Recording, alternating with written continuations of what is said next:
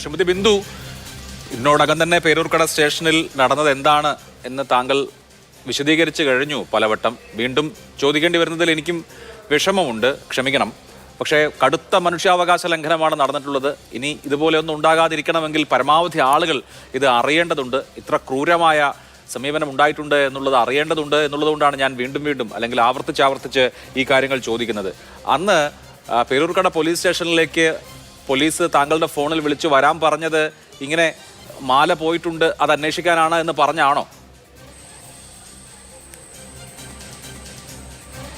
അല്ല, ഒരു പരാതി കിട്ടിയിട്ട് മാത്രമേ പറഞ്ഞുള്ളൂ. അപ്പോൾ അതിനിടയ്ക്ക് താങ്കൾ ഈ ജോലി ചെയ്ത വീട്ടിലെ സ്ത്രീയുടെ മകളെ വിളിച്ച് കാര്യങ്ങൾ തിരക്കുന്നുണ്ടല്ലേ? അപ്പോഴവരെന്താ പറഞ്ഞത്? കാര്യം അവർ പറഞ്ഞു, എനിക്ക് 3 ദിവസത്തെ പൈസയും കൊണ്ട് മമ്മി പേരൂർക്കട പോലീസ് സ്റ്റേഷനിൽ പോയിരിക്കുകയാണ്.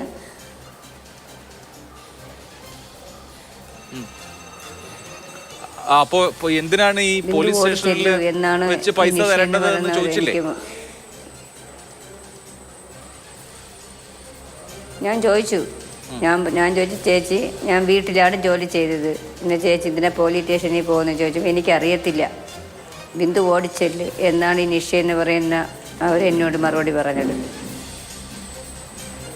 അവിടെ ചെന്ന ശേഷം പോലീസ് സ്റ്റേഷനിൽ ചെന്ന ശേഷം എന്തൊക്കെയാ ഉണ്ടായത്? ഫോട്ടോ പോലീസ് സ്റ്റേഷനിൽ ചെന്ന് ഞാനവിടെ ചെന്ന സമയത്ത് SI ഉണ്ടായിരുന്നു, പ്രസാദ് എന്നാണ്. അപ്പോൾ എനിക്ക് പേരറിയത്തില്ല, പിന്നീടാണ് ഞാൻ പേര് അറിഞ്ഞത്. SI പ്രസാദ് എന്ന് പറഞ്ഞ സാർ അവിടെ ഉണ്ടായിരുന്നു. എൻ്റെ ചെന്നോട് ചോദിച്ചു, ഇവരെ 2.5 പവൻ്റെ മാല കണ്ടില്ല, ഇത് മാല കൊടുക്കുക. ഞാൻ പറഞ്ഞു, ഞാൻ എടുത്തിട്ടില്ല സാർ. അപ്പോൾ ആണ് ഈ ഓമന ഡാനിയലും മകളും അവിടെ ഇരിക്കുന്നത്. ഞാൻ ചോദിച്ചു, എന്താ മാഡം ചോദിച്ചു. പറഞ്ഞു, എൻ്റെ മാല കണ്ടില്ല, ബിന്ദുവാണ് അവിടെ ജോലിക്ക് വന്നത്, ബിന്ദുവെ എടുക്കുകയുള്ളൂ എന്ന് ഇവർ പറഞ്ഞു. ഞാൻ പറഞ്ഞു, മാഡം ഞാൻ ആരെയും മാല എടുത്തിട്ടില്ല, ഞാൻ മറ്റൊരു വീട്ടിൽ ജോലിക്ക് പോയിട്ട് വരികയാണെന്ന് പറഞ്ഞു. അപ്പോൾ ഉടനെ തന്നെ SI ഒരു വനിതയെ വിളിച്ചു എന്നെ റൂമിൽ കൊണ്ടുപോയി എൻ്റെ ടോപ്പെല്ലാം മാറ്റി എന്നെ പരിശോധിച്ചു. വെളിയിൽ കൊണ്ടുവന്നിട്ട് വീണ്ടും എന്നെ വേറൊരു പോലീസുകാരുമായി എന്നെ റൂമിൽ കൊണ്ടുപോയി എന്നെ ചോദ്യം ചെയ്തു. അതിനുശേഷം ഞാൻ SI വെളിയിൽ വന്നപ്പോൾ SIയുടെ റൂമിൽ എന്നെ വിളിച്ചു. ഇങ്ങോട്ട് നീങ്ങുന്നില്ലടി എന്ന് പറഞ്ഞു, എന്നെ പച്ചയ്ക്ക് ചീത്ത പറഞ്ഞു. അതിനുശേഷം ഇനി വെളിയിൽ കൊണ്ടുവന്നിട്ടാണ് എന്നെ പോലീസ് ഓരോരുത്തരെ എന്നെ ചോദ്യം ചെയ്യാൻ തുടങ്ങി. അപ്പോൾ ഞാൻ പറഞ്ഞു, സാർ ഞാൻ മാല എടുത്തിട്ടില്ല എന്ന് അവരെടുത്ത് തൊഴുതു, കാലി പിടിച്ച് പറഞ്ഞിട്ടും ഞാൻ പറയുന്നവർ ചെവിക്കൊണ്ടില്ല സാർ. ഈ വനിതാ പോലീസുകാരൊക്കെ അല്ലേ പരിശോധന നടത്തിയത്? അവരോടൊക്കെ പറഞ്ഞില്ലേ അവിടെ ചെന്നിരിക്കാൻ പറഞ്ഞു? ഞാൻ പറഞ്ഞു സാർ, ഞാൻ കുത്തോലെന്ന് പറഞ്ഞു, മാഡം ഞാൻ മാല എടുത്തിട്ടില്ല എന്ന് ഞാൻ പറഞ്ഞു. മാല കൊടിടി എന്നല്ലാതെ വേറെ ഒന്നും അവർ സംസാരിക്കുന്നില്ല. ഒരാൾ പോലും ഒരു അനുകമ്പയോടെ പെരുമാറിയിട്ടില്ല. ബിന്ദു തന്നെയാണ് മാല എടുത്തത് എന്ന് അവരങ്ങ് ഉറപ്പിച്ചതുപോലെ ആയിരുന്നല്ലേ? അവരങ്ങ് ഉറപ്പിച്ചു സാർ, ഞാൻ തന്നെ മാല എടുത്തുന്ന കാര്യം ഇവരങ്ങ് ഉറപ്പിച്ചു. അതിനുശേഷം 8:30 കൂടി ഈ ഓമന ഡാനിയലിൻ്റെ നിർദ്ദേശപ്രകാരമാണ് എന്നെ വീട്ടിൽ കൊണ്ടുവന്നത്. അതിനു മുമ്പ് എൻ്റെ ഫോണിൽ ഇങ്ങനെ എൻ്റെ ചേച്ചിയുടെ മക്കളും എൻ്റെ ഭർത്താവും ഒക്കെ ഫോൺ വിളിക്കുകയാണ്. ഞാൻ പറഞ്ഞു, സാറ് ഒരു കോളും എൻ്റെ വീട്ടിൽ ചെയ്യാൻ പറഞ്ഞിട്ടും ഇവർ എൻ്റെ വീട്ടിലുമായി അറിയിച്ചിട്ടില്ല സാർ. അല്ല, ഇപ്പോൾ ജോലിക്ക് പോയതാണ്, തിരിച്ചെത്തുന്നില്ല. അപ്പോൾ വീട്ടിലുള്ള ആളുകൾക്ക് എവിടെ പോയെന്ന് അറിയത്ത് പോലും ഇല്ലല്ലോ. അപ്പോൾ ആ കാര്യം ഒന്ന് വീട്ടിൽ അറിയിക്കാൻ പറഞ്ഞപ്പോൾ പോലീസ് എന്താ പറഞ്ഞത്? ഇല്ല. ഞാൻ അപ്പോൾ പറഞ്ഞു, ചുമ്മാ ചെയ്യടി, അമ്മക്കറിയാം എന്തൊരു ചെയ്യണമെന്ന് എന്നാണ് പോലീസ് എന്നോട് തിരിച്ച് മറുപടി പറഞ്ഞത്. അത് കഴിഞ്ഞ് പോലീസ് വീട്ടിൽ കൊണ്ടുപോയപ്പോഴാണ് അവർക്കൊക്കെ, അതായത് ഭർത്താവിനും മക്കൾക്കും അതുപോലെ തന്നെ മറ്റുള്ള ബന്ധുക്കൾക്കും ഒക്കെ മനസ്സിലായത് പോലും അല്ലേ കാര്യങ്ങൾ? മനസ്സിലായി അവർ സത്യമാണെന്ന് കരുതിയിരുന്നു. കാരണം ഞാൻ അങ്ങനെ ഒരു തെറ്റ് ചെയ്തില്ല എന്ന് അവർക്കറിയാം. പിന്നെ കൊണ്ടു ചെന്നപ്പോൾ അവർ പേടിച്ചു പോയി.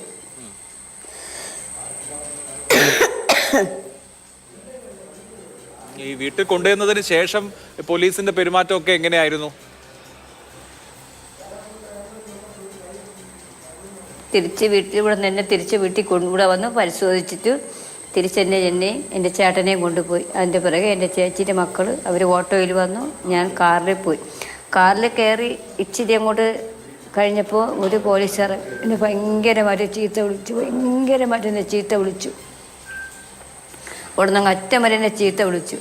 അതിനുശേഷം അവിടെ സ്റ്റേഷനിൽ ചെന്നിട്ട് ഇവരെന്നെ 4 പേരും കൂടി എന്നെ റൂമിൽ കൊണ്ടുപോയി ചോദ്യം ചെയ്തു. അപ്പോഴാണ് ഈ പോലീസുകാരെ എന്നെ അടിക്കാൻ വേണ്ടി വന്നത്. അടിച്ചില്ല, അടിക്കാൻ വേണ്ടി കൈ ഓങ്ങിക്കൊണ്ട് വന്നു. ഈ ചീത്ത വിളിച്ച പോലീസുകാരൻ തന്നെയാണോ? കാറിൽ വെച്ച് ചീത്ത വിളിച്ച പോലീസുകാരൻ തന്നെയാണോ? വെളിയിൽ വന്നപ്പോൾ അങ്ങേര് അപ്പോഴേ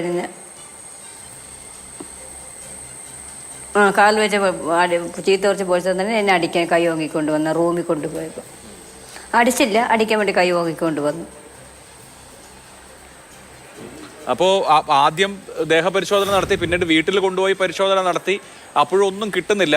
ബിന്ദു ഉറപ്പിച്ച് പോലീസുകാരോട് പറഞ്ഞിട്ടുണ്ട് ഞാൻ എടുത്തിട്ടില്ല എന്ന്. അവർക്കൊന്നും കിട്ടിയില്ല, ആവർത്തിച്ച് പറയുന്നുണ്ട്. അപ്പോൾ അത് കഴിഞ്ഞപ്പോൾ ഒരു 9 മണി 9:30 ആകുമ്പോഴേക്ക് തിരിച്ചെത്തിയിട്ടുണ്ടാവുമല്ലോ. അപ്പോൾ അപ്പോഴും പോലീസുകാർ ഇതേ പെരുമാറ്റം തന്നെയാണോ? അപ്പോൾ പോലും അവർക്കൊരു സംശയം, എന്നാ പിന്നെ ഇവർ നിരപരാധി ആയിരിക്കും എന്നൊരു തോന്നൽ പോലും ഉണ്ടായിട്ടില്ലേ? ഇല്ല. എന്നിട്ട് അങ്ങ് ചോദ്യം ചെയ്തുകൊണ്ടിരിക്കുന്നതിന് ആ പോലീസിനെ എപ്പോഴും അങ്ങ് പോയി. ഈ ഓമനാണ്ടാളി എൻ്റെ കാറ് അവിടെ കൊണ്ടുപോകാൻ വേണ്ടി അങ്ങ് പോയി. പിന്നെ ഞാൻ പോകുന്ന സമയം വരെയും അവിടെ വന്നിട്ടില്ല. അത് കഴിഞ്ഞ് എനിക്ക് തോന്നുന്നു നേരത്തെ പറഞ്ഞതുപോലെ പുലർച്ചെ വരെ 3-3:30 വരെ ഇതേ ഒരു ചോദ്യം ചെയ്യൽ പോലീസ് സ്റ്റേഷനകത്ത് വെച്ച് ഉറങ്ങാൻ പോലും സമ്മതിക്കാതെ തുടരുകയായിരുന്നു.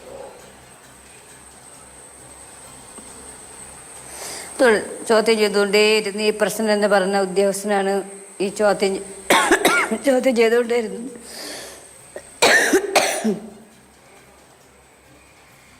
ഈ പ്രസന്നൻ മാത്രമാണോ രാത്രി ചോദ്യം ചെയ്തത്? ഈ പ്രസന്നൻ എന്ന് പറഞ്ഞ ഉദ്യോഗസ്ഥനാണ് രാത്രി ഭയങ്കരമായിട്ട് എന്നെ ചോദ്യം ചെയ്തത്. മറ്റുള്ളവരാരും ഒന്നും പറഞ്ഞില്ല. ഇപ്പുറത്തൊരു പോലീസുകാരായിരുന്നു, അയാൾ ഒന്നും പറഞ്ഞില്ല. അല്ല, ഈ പ്രസന്നൻ തന്നെയാണോ ദാഹം പറഞ്ഞപ്പോ പോയി ബാത്റൂമിലെ വെള്ളം പോയി കുടിച്ചോളാൻ പറഞ്ഞത്?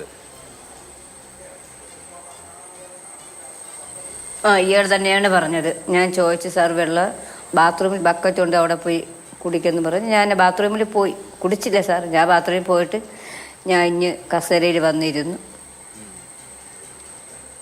ഈ സ്റ്റേഷനിലുള്ള മറ്റ് പോലീസുകാർക്ക് ഇത്രയും വലിയ ക്രൂരമായ ചോദ്യം ചെയ്യലും മറ്റുമൊക്കെ നടക്കുമ്പോൾ ആവർത്തിച്ച് ബിന്ദു പറയുന്നുണ്ട് ഞാനല്ല എടുത്തത് എന്ന്.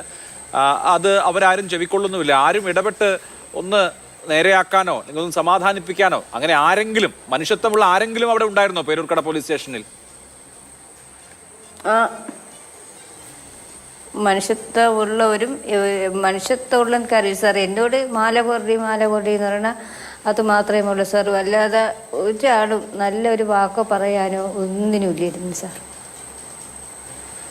അത് കഴിഞ്ഞൊരു 3:30 കഴിഞ്ഞ് അവിടെ സ്റ്റേഷനിൽ കിടന്ന് തന്നെ ബിന്ദു ഉറങ്ങിപ്പോയല്ലേ? ഈ മാല തിരിച്ചു കിട്ടിയെന്ന് പിന്നീട് എപ്പോഴാണ് അറിയുന്നത്?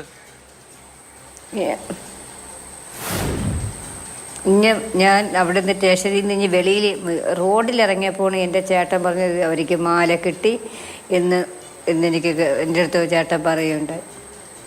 അല്ല, അപ്പോൾ പോലീസുകാരോട് ഞാൻ ഉറപ്പിച്ചു ഈ മാല കിട്ടിയെന്ന്.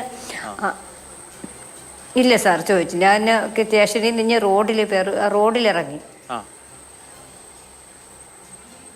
അപ്പോഴാണ് അല്ല, ഈ ഇപ്പോൾ പോലീസ് പിടിച്ചോണ്ട് പോയി ചോദ്യം ചെയ്യായിരുന്നു.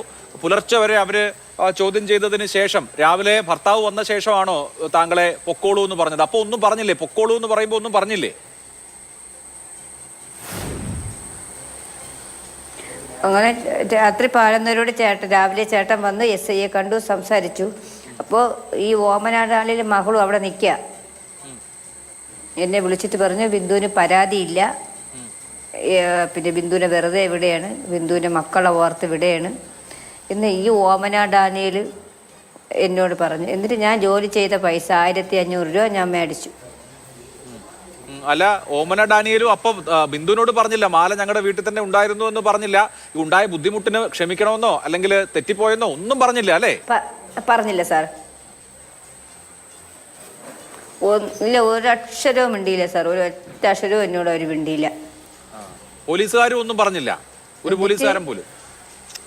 ഞാൻ ഇങ്ങ് അവിടുന്ന് പോലീസുകാർ ഒന്നും പറഞ്ഞില്ല സാർ, ഒരു വാക്കും മിണ്ടിയിട്ടില്ല. അപ്പോൾ പോലീസ് മാല അവരുടെ വീട്ടിൽ തന്നെ ഉണ്ട്, ആരും മോഷ്ടിച്ചതല്ല എന്ന് പോലീസിന് മനസ്സിലായി കഴിഞ്ഞതിന് ശേഷമാണ് പോലീസുകാർ ഇനി ഇവിടെ കണ്ടുപോകരുത്, ഈ ഭാഗത്തൊന്നും കവടിയാറിലും അമ്പലമുക്കിലും ഒന്നും ഇനി കണ്ടുപോകരുത് എന്നൊക്കെ പോലീസ് പറയുന്നത് ഇവര് മാല വീട്ടിൽ തന്നെ ഉണ്ടെന്ന് ഉറപ്പിച്ചതിന് ശേഷമാണ്.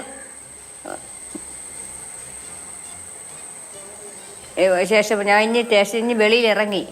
അല്ല, എൻ്റെ അടുത്ത് അവിടെ നിന്നപ്പോൾ SI വന്ന് പറഞ്ഞു ഒരു കാര്യം പറയേണ്ടത്. എന്ത് സാർ? അത് ഈ അമ്പലമുക്കിലോ കവടിയാറിലോ എന്നെ കണ്ടുപോകരുത്, എങ്ങോട്ടവർ നാട് വിട്ട് പൊക്കോളണം എന്ന് ഈ SI വന്ന് ശരിക്കും സ്റ്റേഷനിൽ ആളുണ്ടായ സമയത്താണ്. അപ്പോൾ എൻ്റെ ചേട്ടനെ കേട്ടുകൊണ്ട് നിൽക്കുകയാണ്. പ്രസാദ് അല്ലേ? പ്രസാദ് എന്ന് പറയുന്ന സാറാണ്. ഇങ്ങനെ അവിടെ നിന്ന് വന്ന് ഒത്തിരി പേര് സ്റ്റേഷൻ നിറച്ച ആൾ നിൽക്കുകയായിരുന്നു. രാവിലെ സമയത്ത് ശരിക്കും ആളുണ്ടായിരുന്നു.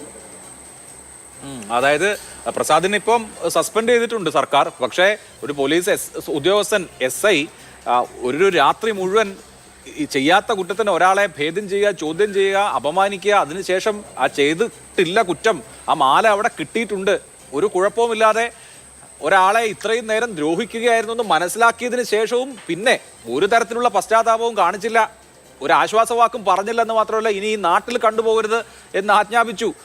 അങ്ങനെ ഒരു അനുഭവമാണ് ബിന്ദുവിന് നേരിടേണ്ടി വന്നത് അല്ലേ? നേരിടേണ്ടി വന്നു സാറ്. ഞാൻ ആരെങ്കിലും പിടിച്ചു നിന്ന്, എൻ്റെ സ്ഥാനത്ത് വേറെ ആരെങ്കിലും ഉണ്ടെങ്കിൽ അവർ അപ്പോഴെ തന്നെ അവിടെ വീണ് മരിച്ചനായിരുന്നു. ഞാൻ പിന്നെ പിടിച്ചു നിന്നു സാർ. നമ്മൾ തെറ്റ് ചെയ്തില്ലല്ലോ, ഞാൻ പിടിച്ചു നിന്നു സാർ. എനിക്ക് ആരെ മുഖത്ത് നോക്കി ധൈര്യമായിട്ട് പറയാം ഞാനത് ചെയ്തിട്ടില്ല എന്ന് ഉറപ്പിച്ചാണ് ഞാൻ അവിടെ ഇരുന്നത്. പിന്നെ ഇവർ ഈ വാക്കുകൾ കേട്ടപ്പോൾ തളർന്നു പോയി. ബിന്ദു വീട്ടുജോലി കുറച്ചു കാലമായിട്ട് ചെയ്യാറുണ്ടല്ലോ. എനിക്ക് തോന്നുന്നത് ഈ ഓമന ഡാനിയലിന്റെ വീട്ടിൽ ആകെ 3 ദിവസമേ ജോലി ചെയ്തിട്ടുള്ളൂ എന്ന്.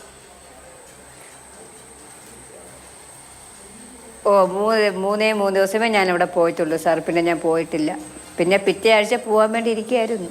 അന്നേരമാണ് ഇങ്ങനെ ഒരു പരാതിയും ഈ പോലീസ് കേസും ഒക്കെ വരുന്നത്.